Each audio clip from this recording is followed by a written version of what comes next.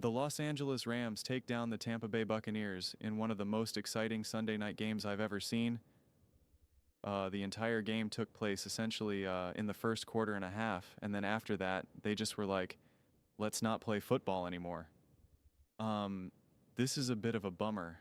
I like games to actually feel like there's some behind them. Uh, I mean, the Rams were obviously in control of this game from the literal jump. Baker and the Bucks didn't seem like they had much juice going into it, and you had the one fluke interception by Baker. Not really his fault with the bobble that then was taken to the house. Um, but then you're just like, okay, you can chalk that up to kind of a fluke. It's all right. You dug yourself a little bit of a hole. There's still plenty of time, clearly energy, and Todd Bowles making a weird decision where he's like, let's go for it, on our own, like 20 or whatever it was on 4th and 2. And it's like, uh, I don't know, you're really like potentially given like the game is still within reach. It's a steep hill to climb out, a steep hole to climb out of, like, or a steep hill, whatever the heck saying is right now. I can't think of it. Um, but you still got to trust your defense. You know, I know you don't want to punt. I know you want to score, but it's like, lick your wounds and kind of hit the reset button. And they were fortunate enough to just give up the field goal. And then, from that point on, I think it ended up only being after those touchdowns, right? Then it was just the field goals. And obviously Baker goes down. And once Baker is not coming back out, then you're like, well, this team really has no chance whatsoever. Uh, I always thought that the Buck stock was a little inflated. And this video isn't going to be like a dunk on the Bucks and Baker video, but I just look at this actually more from the perspective of the Rams and what's the takeaway from this game? And truthfully, not much considering how this game unfolded. Clearly the Rams are a top team, and so there's no there is no contention there. There was no, or I should say there was no tension there. There was nothing to really learn or gain. Everything came from the very beginning. They scored so easily. And there was really only the true three offensive touchdown drives with Stafford. The other one was obviously the pick six, or let me just rip it away, and scoring the touchdown. And yeah, I mean, some really nice passes to Devontae, especially the one touchdown pass. Two of them was really gorgeous. Puka had a clean game, 7 catches on 11 targets, 97 yards. Like, the Todd Bowles defense right now is, whatever excuses you want to give, just not looking good, right? I mean, giving up 6 scores to the Buffalo Bills, and then you compare that to what the Texans did to the Buffalo Bills. And granted, the Texans obviously have the best defense in the NFL, a truly elite defense, but still, and again, what the Bucks were able to do against the Bills before as well. Like, the Bills defense is not good, right? Like, they got Davis Mills leading touchdown drives like he's Tom Brady out there. And then now, when you go up against a significantly better defense, Tucker's not running all day every day. And then again, before Baker got hurt, it's like he was hardly having this great game. And I know he got banged up and all that type of stuff, but like, there was hardly much for him to do. His best plays were him using his legs. He did have a really nice throw to TZ Johnson. That was a really nice throw. And I see that, I'm like, all right, maybe there's a little juicier. Maybe we're going to have a little bit of a game right now. Hopefully it's not, again, the deficit isn't too deep to make something happen, because again, I assumed the Rams were going to be able to kind of really control this game. And then we just never really got the chance to even remotely find out. But like I said, the Rams were clearly in control of this game. Just really straightforward game, honestly. I mean, it's a good win for the Rams, and now them inching closer and closer to getting the first round bye and home field advantage. And it's just, yeah, I mean, right now I think when you're looking around the league, when we look at all these scores here, I got them right now. Okay, we got the Texans with Davis Mills beating the Bills. Okay, we got the Rams dominating the Buccaneers. We got the Colts and the Chiefs. The Colts should have won that game straight up. they blew that game, right? They they had the win. They had the easy pick six, the fumble off of Mahomes and Hunt. Like they had it that game, couldn't get it done. And looking at from the Chiefs' perspective, it was like, dude, against Daniel Jones and this Colts team, you needed overtime. You needed a field goal to win the game in overtime. Bears and the Steelers. That game came down to the wire, weirdly enough. And that was against Mason Rudolph. It's like, okay, the Jets and the Ravens. Sorry, I skipped the Patriots and the Bengals.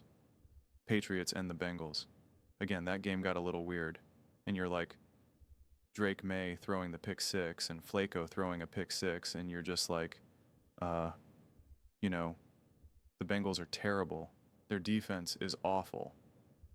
And the Patriots didn't just run away with it willy-nilly. And then the Jets and the Ravens, Lamar's just not looking right. He's just not. The Seahawks Titans.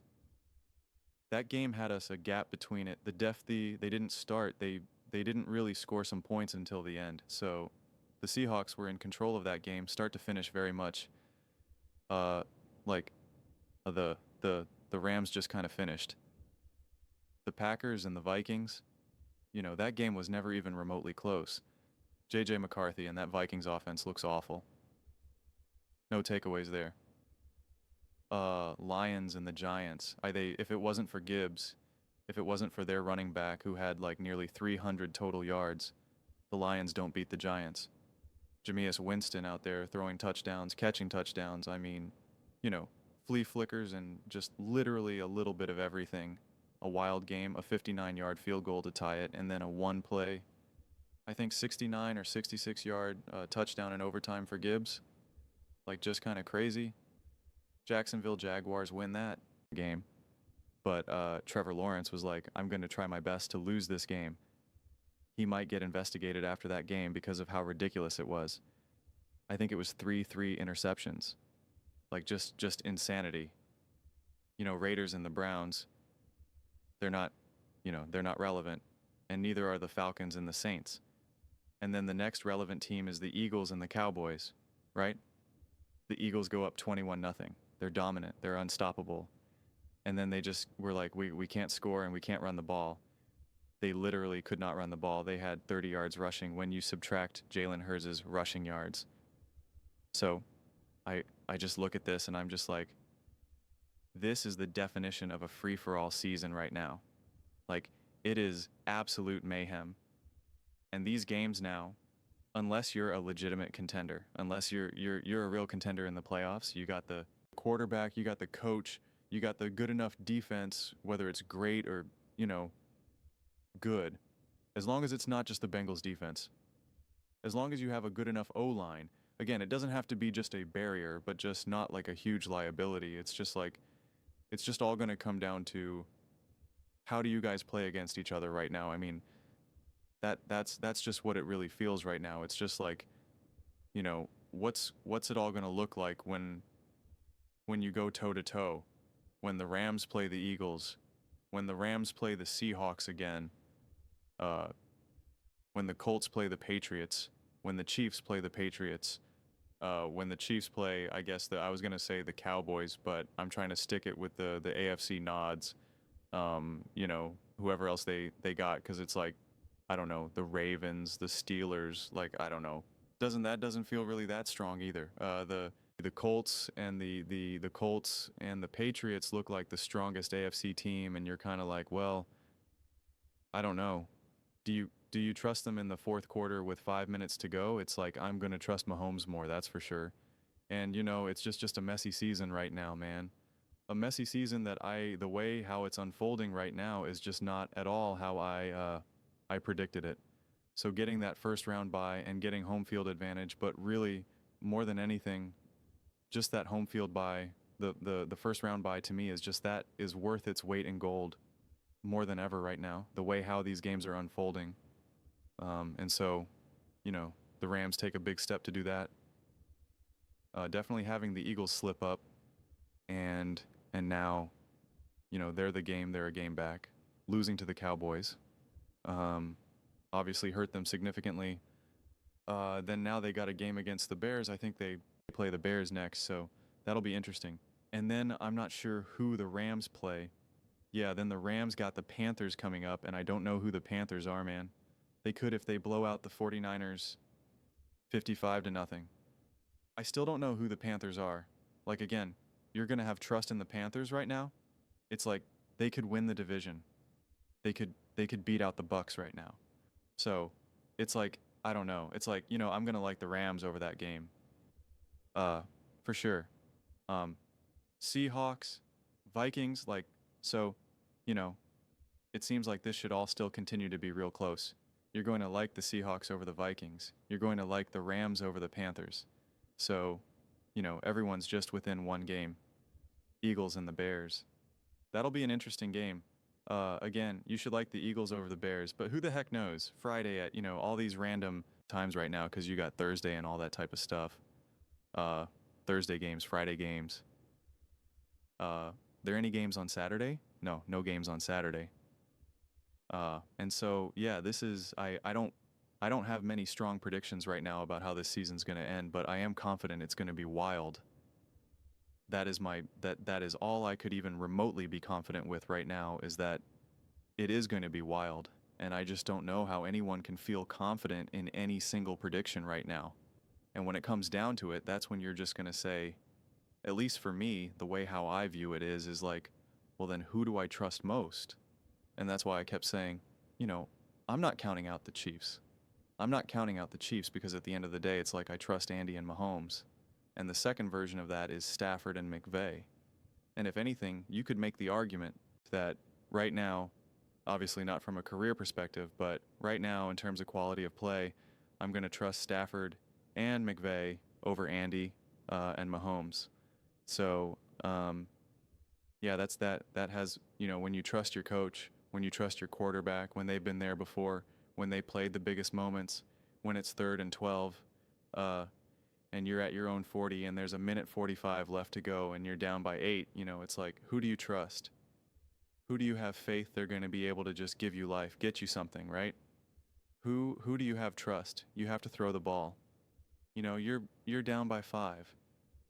You're pinned in the back of your own end zone and you're just like, we got we got to throw it. We can't run the ball. Like, we got to let it rip. Like, who are you trusting to make those plays right now? What coach are you trusting to dial up the right play, to come up with the right game plan? And, Shane Seiken was a mastermind against the Colt, against the Chiefs. And when he couldn't, Daniel Jones wasn't there to pick up the slack. I'm watching multiple touchdown pass and I'm like, that is Shane Snorts Steichen right there, man. That is gorgeous. But when it wasn't there, it wasn't there. Mahomes missing throws for sure. Had a brutal interception, kind of fluky, kind of not. Depends on how you want to look at it, but missed plenty of throws. But then in the fourth quarter and overtime was making all the throws, right? And so Jalen Hurts is making all these plays against the Cowboys, but then they can't run the ball at all. And so you're like, okay. So yeah, it's just crazy right now. It really is. I don't know. It's going to be fascinating to see who officially comes away with the 1 seed. What it actually means for them. I think, especially for the Rams, having the the home field advantage really goes a long way for an older quarterback like Stafford. Not having to play in any snow, rain, freezing cold, none of that type of stuff.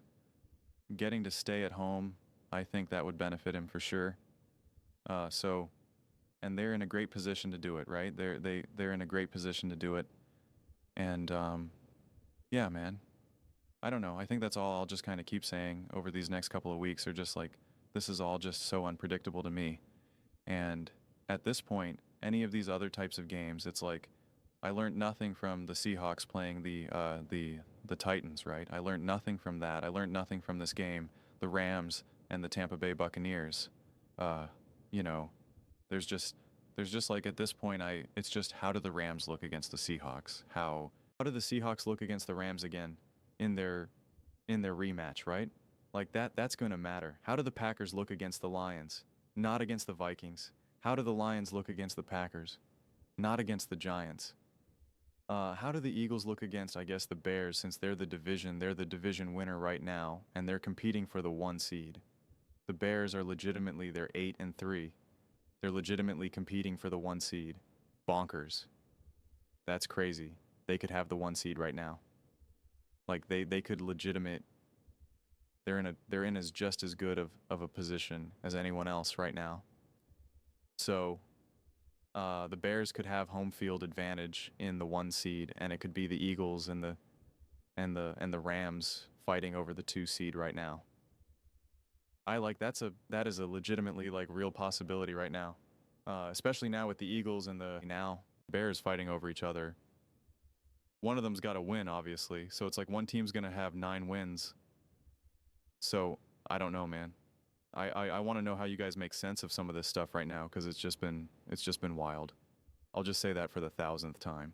It's just been wild, but it's been awesome. I just wish we got a little bit more competitive games than this. But this was actually one of the least exciting games.